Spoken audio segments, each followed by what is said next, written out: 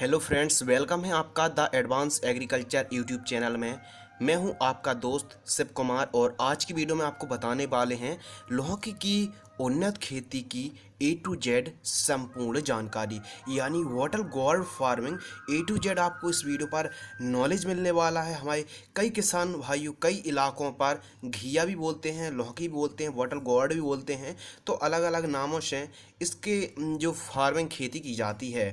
What जो लौकी होती है इसकी ए टू जेड संपूर्ण जानकारी आपको क्लियर इस वीडियो पर मिलने वाली है। मैं यकीन के साथ कह सकता हूं आपको कि इस वीडियो को देखने के बाद आपको कोई अन्य वीडियो देखने की ज़रूरत नहीं पड़ने वाली है, क्योंकि इस वीडियो पर हम आपको बताएंगे खेत तैयार उन्नत किस्मों के बारे में, खाद का ए टू जेड पूरा शेड्यूल, कितने प्रकार के कीटों आते हैं, कीट का प्रकोप, कीट से कैसे नियंत्रण पा सकते हैं।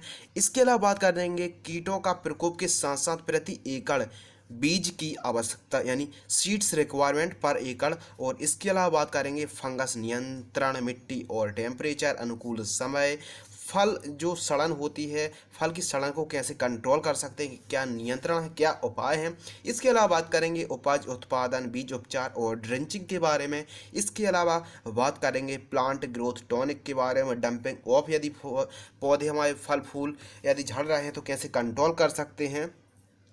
तो कहने का मतलब ये है कि यदि फल फूल ठहर नहीं रहे हैं, यानी आ तो रहे हैं लेकिन फल ठहर नहीं रहे हैं, सड़ रहे हैं, सूख कर गिर रहे हैं, तो कहने का मतलब यदि टॉपिक बताया जाए तो यह वीडियो काफ़ी लंबी हो जाएगी। तो कोशिश करते हैं अपनी वीडियो को जल्दी से जल्दी स्टार्ट करें, क्योंकि इस वीडियो पर आपको ए टू जेड का मतलब होता है विस्तार से डिटेल के साथ संपूर्ण जानकारी कवर करने वाले हैं। मार्केटिंग, हार्वेस्टिंग, प्लांटेशन, बीज उपचार, यानी आपको जितना भी खाद का शेड्यूल होता है, फंगीसाइड, कितने प्रकार की फंगीसाइड का कैसे स्प्रे करना चाहिए। तो कहने का मतलब सिर्फ इतना है कि आज की वीडियो में हम आपको बताने वाले हैं लौकी की उन्नत खेती की ए टू जेड संपूर्ण जानकारी। बस आपसे एक रिक्वेस्ट है कि आप वीडियो को एंड तक जरूर देखना, और वीडियो यदि पसंद आए तो आप अन्य किसान भाइयों के साथ भी हमारी इस वीडियो को शेयर करें, ताकि उनको भी सही नॉलेज सही समय पर नॉलेज मिल सके, जिससे हम और भी नई नई वीडियो बनाने के लिए मोटिवेट होते रहें। तो बस आप इस वीडियो को लाइक कर दीजिए और चलिए हम अपनी वीडियो को स्टार्ट करते हैं। देखिए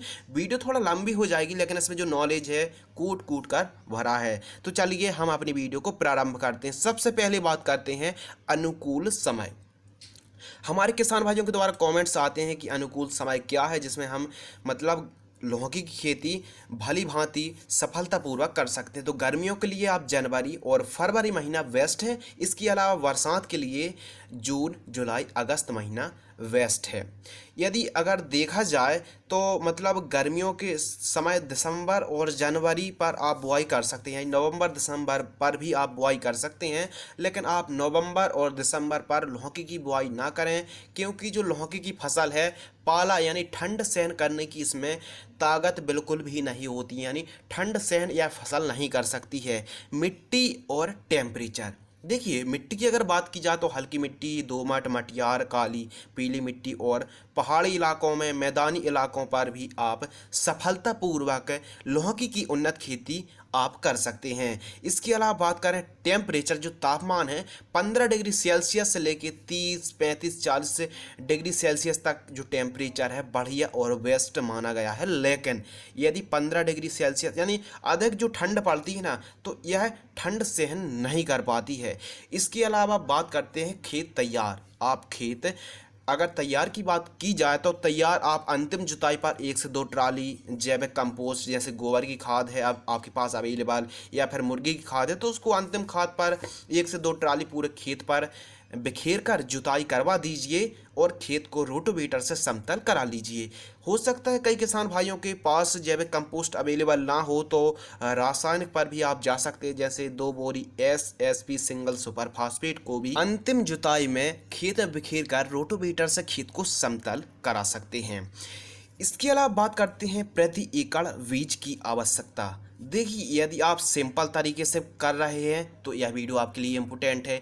यदि आप ड्रिप मल्चिंग पर भी लौकी की खेती कर रहे हैं तो अभी आपके लिए यह वीडियो इम्पोर्टेंट है। और यदि आप घर पर लौकी उगाना चाहते हैं तो भी यह वीडियो आपके लिए इम्पोर्टेंट है। और यदि आप रासायनिक खेती करते हैं या फिर ऑर्गेनिक खेती करते हैं, क्योंकि इस वीडियो पर आपको जो नॉलेज मिलेगा रासायनिक का भी मिलेगा, ऑर्गेनिक का भी मिलेगा, A to Z भी नॉलेज मिलेगा। भले थोड़ा सा टाइम लग जाए क्योंकि अधूरा जानकारी थोड़ा सा खतरनाक होती है, तो पूरी जानकारी लीजिए, भले थोड़ा सा टाइम लग जाए। आप भले फ्री टाइम पर वीडियो देखें लेकिन आप नॉलेज पूरा लेने की कोशिश करें। तो आशा करते हैं यह वीडियो आपको ज़रूर पसंद आएगी। बात करते हैं प्रति एकड़ बीज की आवश्यकता।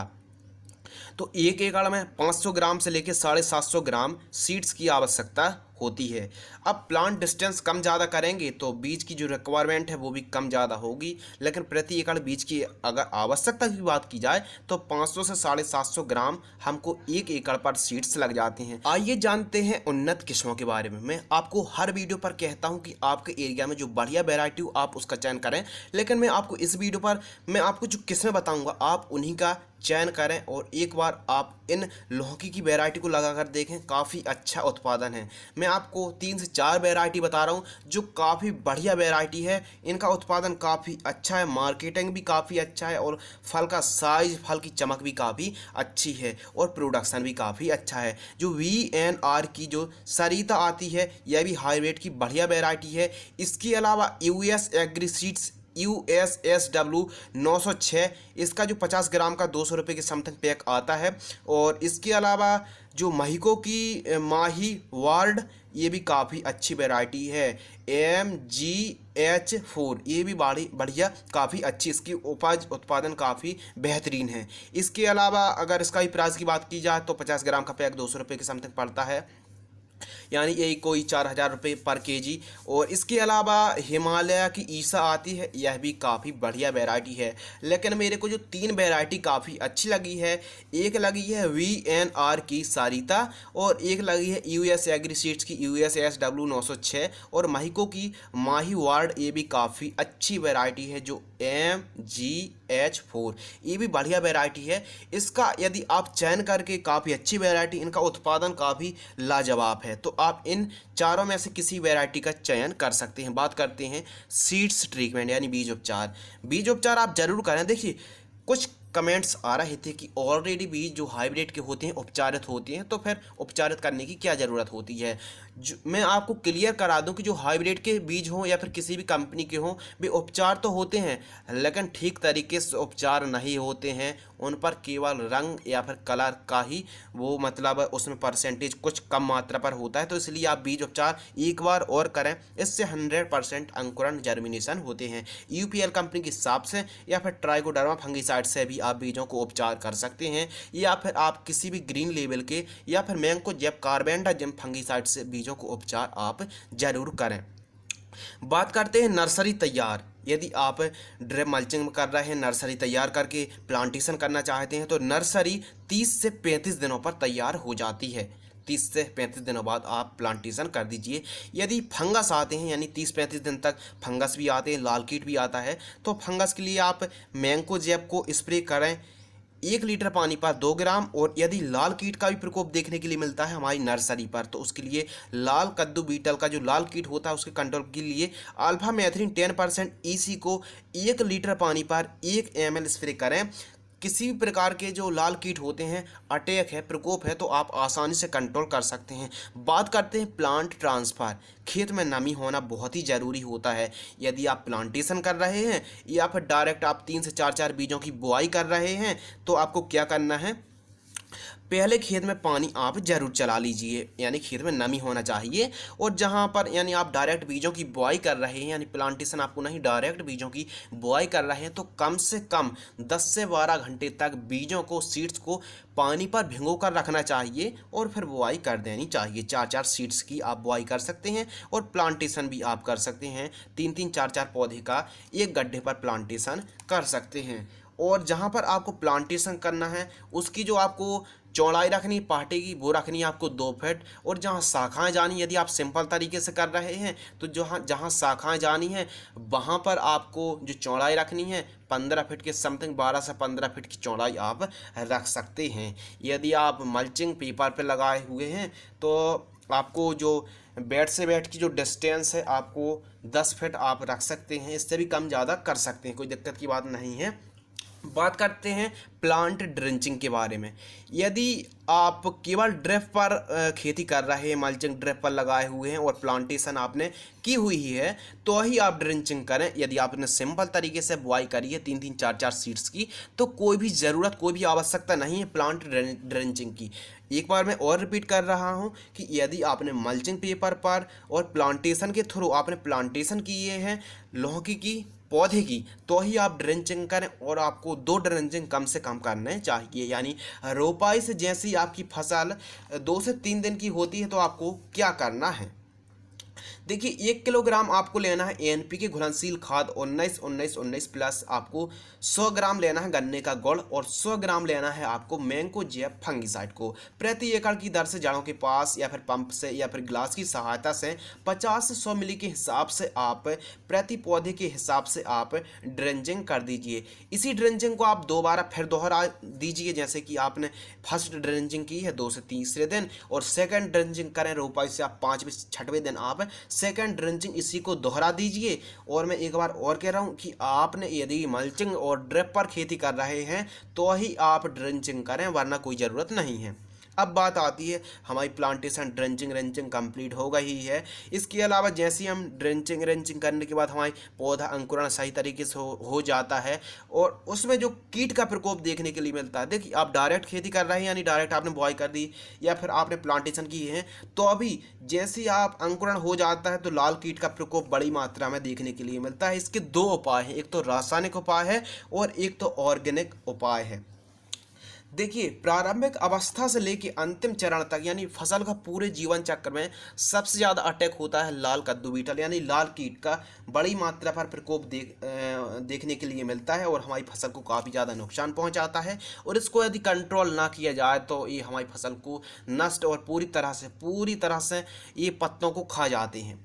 इसके लिए आपको क्या करना है, अल्फा मेथ्रीन 10% ईसी को 15 लीटर पानी पर 10 ml की दर से स्प्रे करेंगे तो आप आसानी से लाल कीट को कंट्रोल कर सकते हैं, जो आप इस वीडियो पर देख रहे हैं। इसके लिए यदि आप ऑर्गेनिक पर जाना चाहते हैं तो नीम की पत्ती का रस निकालकर मठा के साथ मिक्स करके 15 लीटर पानी पर 200 ml की दर से यदि स्प्रे करेंगे तो अभी आप ऑर्गेनिक तरीके से आप लाल कद्दू बीटल लाल कीट का कंट्रोल कर सकते हैं। इसके अलावा बात करते हैं प्लांट ग्रोथ प्रमोटर, यानी जैसे ही हमारी फसल 20-25 दिन की होती है हमको लगता है हमारी फसल थोड़ी सी ग्रोइंग हो, थोड़ी सी अच्छे तरीके से हरी भरी रहे, यानी मतलब कभी कभी हमारे किसान भाई के द्वारा कमेंट आते हैं कि हमारी जो फसल है प्लांटेशन के बाद एकदम ग्रोथ ही नहीं हो रही, रुकी हुई है, हाइट बिल्कुल बढ़ नहीं रही, तो ऐसी कंडीशन है प्लांट ग्रोथ प्रमोटर को स्प्रे करना चाहिए।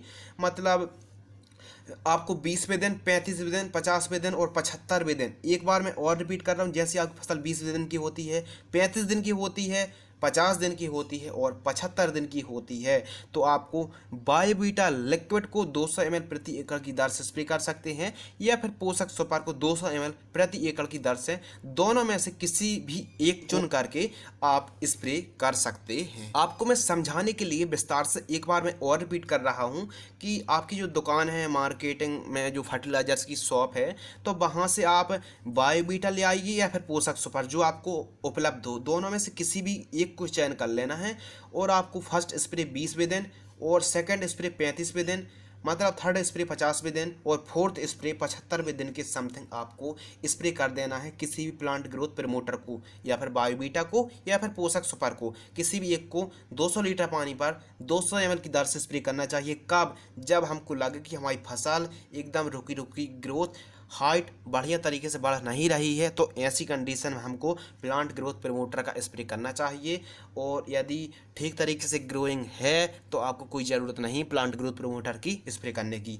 अब बात आती है कीट प्रकोप और नियंत्रण, काफ़ी समस्या होती है और इसको आप विस्तार के साथ समझेंगे तो आपको ज़रूर नॉलेज मिलेगा। यदि आप इस वीडियो को ऐसा ही कुछ एजुकेशन पर्पज से नहीं देख रहे हैं तो आपको सब कुछ ऊपर से जाएगा। तो इसलिए इस वीडियो को न केवल देखें बल्कि ध्यानपूर्वक भी आप इस वीडियो को देखें और नोट भी कर सकते हैं। बात करते हैं कितने प्रकार के कीट आते हैं, कब आते हैं और उनका कैसे हम नियंत्रण कर सकते हैं। देखिए, सबसे पहले का बात करते हैं कौन कौन से प्रकार के कीट आते हैं।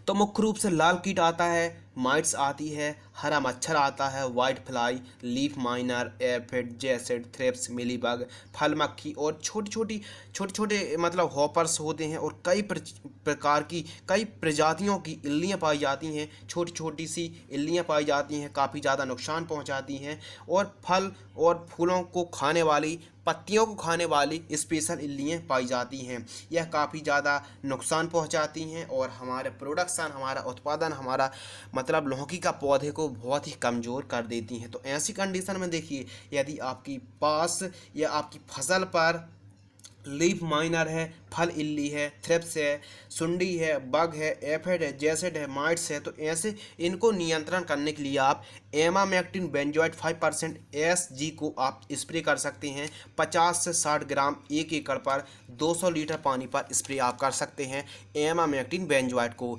इसके अलावा यदि आपकी फसल पर एफिड, जैसिड, थ्रिप्स, सफ़ेद मक्खी, गुलाबी सुंडी है, अमेरिकन इल्ली है, तना और फल को खाने वाली इल्ली है, तो ऐसी कंडीशन में अदामा इंडिया कंपनी की प्रीमियम सुपर आती है, इसको आप स्प्रे कर सकते हैं 250 ml 200 लीटर पानी पर प्रति एकड़ की दर से। अब कब स्प्रे करना है? जब भी हमारी फसलों पर कीटों का प्रकोप देखने के लिए मिले तब स्प्रे करना है, और यदि प्रकोप नहीं है तो कोई भी ज़रूरत नहीं है मेरे हिसाब से। बात करते हैं यदि आपकी फसल पर रस चूसक कीट है, जैसे थ्रिप्स है, एफिड जैसिड है, माइट्स है, माहू, भुनगी, बग और फल मक्खी है, और इसके अलावा लाल कीट का भी प्रकोप है, तो आपको स्पेशल क्या स्प्रे करना चाहिए? इमिडाक्लोप्रिड 40% प्लस फिप्रोनिल 40% को आपको 150 ग्राम 1 एकड़ की दर से स्प्रे करना चाहिए 200 लीटर पानी पर। लगभग सही प्रकार के रस चूसने वाली यानी सकिंग पेस्ट को आसानी से कंट्रोल कर सकते हैं।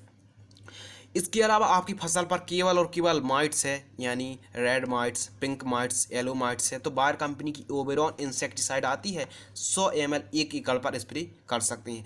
अब देखिए, मैं जो बता रहा हूँ, अब जरूर नहीं कि आपके पास आपकी फसल पर सभी प्रकार के कीटों का प्रकोप देखने के लिए मिले, लेकिन आपकी फसल पर जिस प्रकार का भी प्रकोप देखने के लिए मिल रहा है उसके अकॉर्डिंग ही स्प्रे करना चाहिए। यदि प्रकोप नहीं है तो क्या ज़रूरत पैसे खर्च करने की। चलिए बढ़ते हैं आगे, बात करते हैं इल्ली, लार्वा, सुंडी को एक साथ कंट्रोल कर सकते हैं। कई प्रकार की इल्ली आती है जो फल को भी खाती है, तने को भी खाती है, पत्ते को भी खाती है और फूल पर भी पाई जाती है। तो बायर कंपनी की लार्विन इंसेक्टिसाइड आती है जो इल्ली, लार्वा और सुंडी को एक साथ नियंत्रण कर सकती है। उसको आपको 150 से 200 ग्राम आपको 1 एकड़ पर स्प्रे करना चाहिए। यदि इल्ली और थ्रिप्स एक साथ नियंत्रण आपको करना है तो आपको मैं महंगी दवाई बता देता हूं और सस्ती दवाई भी बता देता हूं। सबसे पहले थोड़ा सा आपको एक महंगी बताऊं, एक फिर सस्ती। डाव एग्रोसाइंस की डेलीगेट इंसेक्टिसाइड आती है जिससे इल्ली और सुंडी दोनों एक साथ आप नियंत्रण कर सकते हैं, थ्रिप्स भी कंट्रोल कर सकते हैं। जो डाव एग्रोसाइंस की डेलीगेट इंसेक्टिसाइड है, इसको आपको अपनी लौकी की फसल पर यानी बॉटल गॉड्स फार्मिंग पर आपको 80 ml 1 एकड़ पर स्प्रे करना चाहिए, जिसमें स्पाइनोटोरम 11.7% SC फॉर्म में आती है। इसके अलावा यदि सस्ते की बात की जाए तो बायर कंपनी की एक आती है, बायर की डेसिस 100 आती है, उसको आप इल्ली और थ्रिप्स आसानी से कंट्रोल कर सकते हैं। बायर की डेसिस 100 आप स्प्रे कर सकते हैं 100 ml 1 एकड़ पर 150 से 200 लीटर पानी पर स्प्रे कर सकते हैं, सस्ती दवा है। आपको मैं जानकारी के लिए बता दूं कि लौकी की जो फसल होती है, घिया की जो फार्मिंग फसल होती है, इसमें आप हाई डोज वाली मतलब कीटनाशक का स्प्रे ना करें, जैसे कि आप कोराजन है, फैम है, ऐसी हाई डोज वाली जो दवाइयाँ होती हैं इनको आप स्प्रे ना करें। और यदि आप कर ही रहे हैं तो बहुत ही कम और लिमिट मात्रा पर ही विशेषज्ञ की सलाह लेने के बाद ही, और हाई डोज वाली आप दवाइयों को स्प्रे ना ही करें लौकी की फसल में तो बेटर होगा। बात करते हैं खाद का शेड्यूल्स। आपको जो मैं शेड्यूल बताने वाला हूँ ये काफ़ी आपके लिए यूज़फुल हो सकता है। काफ़ी रिसर्च के बाद, काफ़ी एक्सपेरिमेंट करने के बाद जो हम लोग फर्टिगेशन करते हैं ड्रिप पर, यह आपको बताने वाले। अब हमारे जो किसान भाई हैं, अब ज़रूरी नहीं कि ड्रिप पर कर रहे हैं, कई किसान भाई सिंपल तरीके से और कई किसान भाई ड्रिप पर खेती कर रहे हैं, तो ये दोनों जगह लागू होती है। यदि आप ड्रिप पर खेती कर रहे हैं तो आप ड्रिपर पर छोड़ सकते हैं, और यदि आप सिंपल तरीके से कर रहे हैं तो जड़ों के पास छोड़कर पानी चला दीजिए, कोई दिक्कत की बात नहीं है फर्टिगेशन करने में। बात करते हैं खाद का शेड्यूल, और काफ़ी ध्यानपूर्वक इसको सुनिएगा और नोट भी कर सकते हैं। जैसे हमारी फसल रोपाई से 10 से 12वें दिन की होती है, 3 किलोग्राम हमको ANPK 1261 लेना है, और हमको लेना है 200 ml लेना है लिक्विड ह्यूमिक एसिड को, और हमको प्रति एकड़ की दर से जड़ों के पास दे देना है। इसके अलावा किसान भाइयों, रोपाई से जैसे ही हमारी फसल 20 दिन की होती है तो 3 किलोग्राम ANPK 19-19-19 युक्त फर्टिलाइजर्स घुलनशील खाद लेना है, और हमको लेना है 3 किलोग्राम सूक्ष्म पोषक तत्व युक्त खाद को लेना है, प्रति एकड़ की दर से देना है, और जड़ों के पास देना है, पानी चला देना है। इसके अलावा जैसी हमारी फसल रोपाई से 30वें दिन की होती है तो 10 किलोग्राम कैल्शियम नाइट्रेट लेना है, और जड़ों के पास देकर पानी चला देना है। इसके अलावा जैसे ही हमारी फसल किसान भाइयों रोपाई से 40वें दिन की होती है तो 5 किलोग्राम 05234 ANPK घुलनशील खाद लेना है, प्लस हमको लेना 3 किलोग्राम बोरॉन युक्त खाद फर्टिलाइजर्स को, जो जिसमें बोरॉन युक्त फर्टिलाइजर्स को लेना है, जड़ों के पास देकर पानी चला देना है।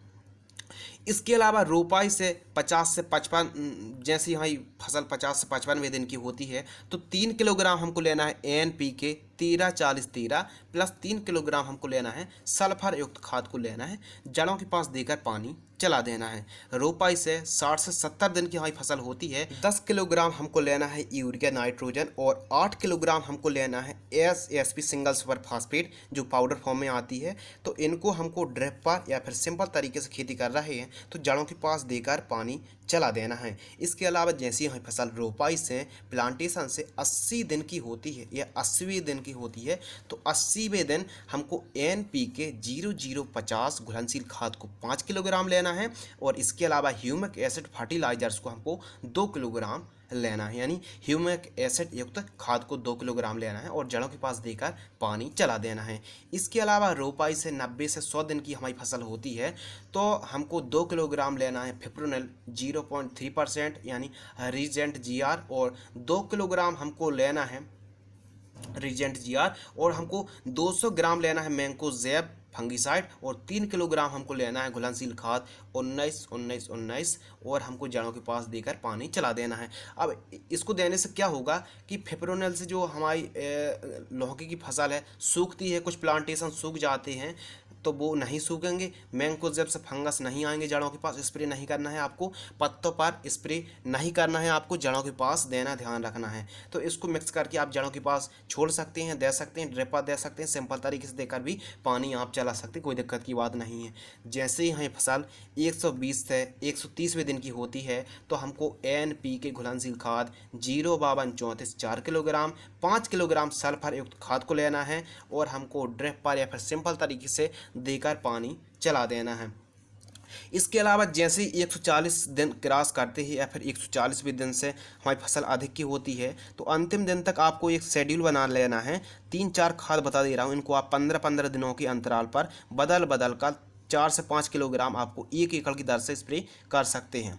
जैसे कि 0050 05234 7044 0 और 1340 ये 4 खादों को आपको क्या करना है, हर एक 15वें दिन के अंतराल पर 15 दिन के अंतराल पर एक खाद, जैसे आपने 15वें दिन 0050, फिर 15 दिन के अंतराल पर 05234, मतलब 140 दिन जैसे क्रॉस होते हैं, ना कि 15 दिन।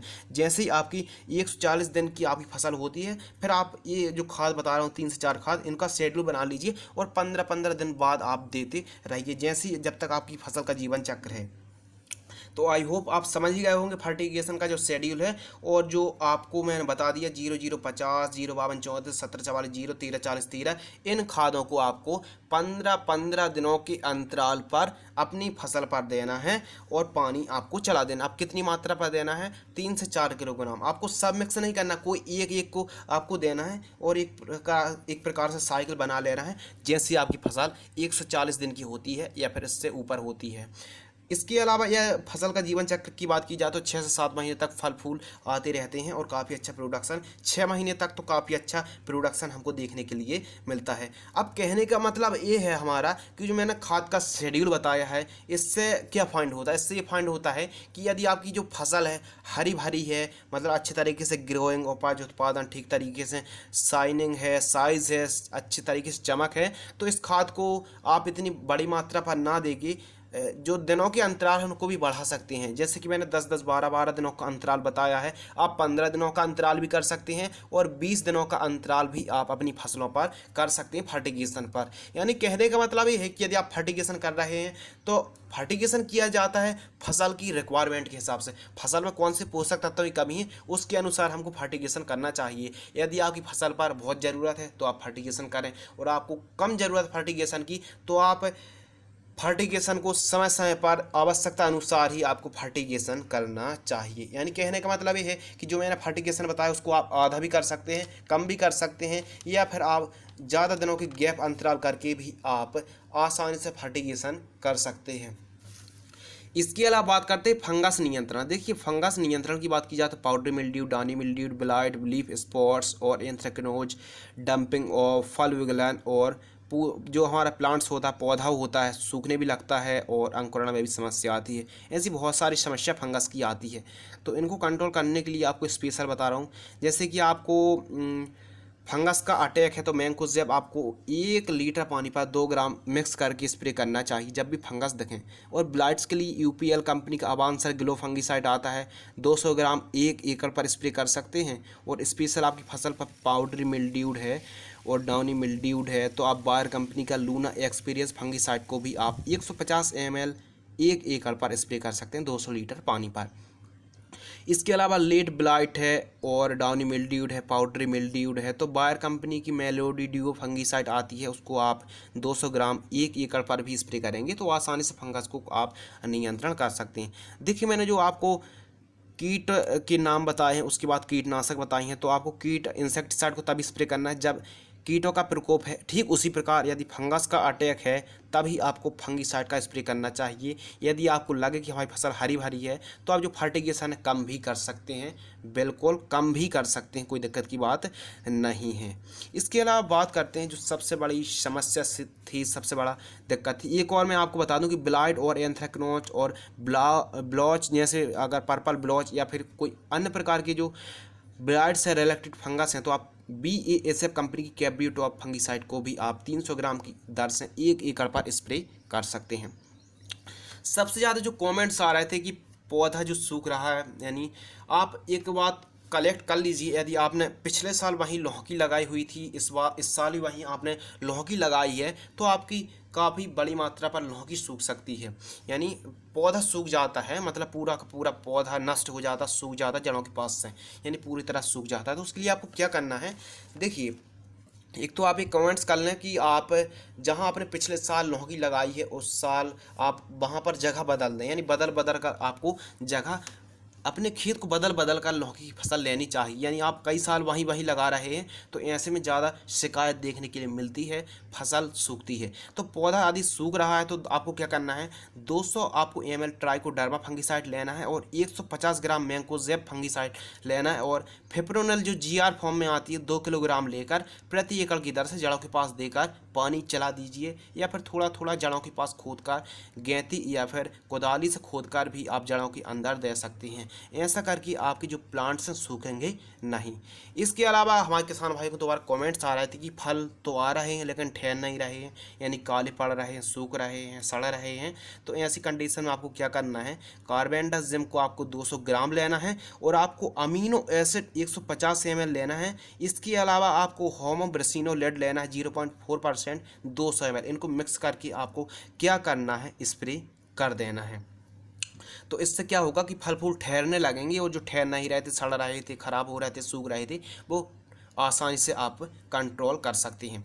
इसके अलावा बात करते हैं फल फूल ड्रॉप हो रहे हैं कैसे कंट्रोल कर सकते हैं। और इसके अलावा जैसे फल फूल आ ही नहीं रहे हैं, ड्रॉप हो रहा है, कई समस्याएं आती हैं। तो ऐसी कंडीशन में सागरिका को या फिर बहार टॉनिक को, इनको आपको किसी भी एक को जब भी फल फूल आने की अवस्था में सागरिका को या फिर बहार को, जो भी आपके यहाँ उपलब्ध हो, उसको आपको 1 एकड़ पर 200 ml की दर से 200 लीटर पानी पर प्रति एकड़ की दर से स्प्रे करेंगे तो न केवल फल फूल ड्रॉप भी नहीं होंगे बल्कि फल फूल भी बड़ी मात्रा में आएंगे और आप प्रति एकड़ की दर से किसी भी एक को स्प्रे कर सकते हैं। बात करते हैं उत्पादन की बात की जाए तो 180 से 200 क्विंटल प्रति एकड़ की दर से उत्पादन होता है। यदि आप फर्टिगेशन ठीक तरीके से करते हैं तो इससे भी 300 क्विंटल प्रति एकड़ की दर से भी उत्पादन हो सकता है। यदि आप देख रेख, फर्टिगेशन, सिंचाई अगर ठीक तरीके से नहीं करेंगे तो उत्पादन नीचे भी आ सकता है। तो कहने का मतलब ये है कि सिंचाई की अगर बात की जाए तो गर्मियों में ज़्यादा सिंचाई की आवश्यकता पड़ती है और यदि बरसात में कम सिंचाई की आवश्यकता पड़ती है। तो दोस्तों आज की वीडियो में हमने आपको बताया लौकी की उन्नत खेती यानी घिया की खेती की A to Z संपूर्ण जानकारी बताई। तो दोस्त आज की वीडियो में बस इतना ही। मिलते हैं ऐसे धमाकेदार और भी इंटरेस्टिंग और भी लाजवाब जानकारी के साथ। तब तक आप अपना ख्याल रखिए, अपनी फसलों का ख्याल रखिए। वीडियो को आपने एंड तक देखा, आपका बहुत बहुत शुक्रिया।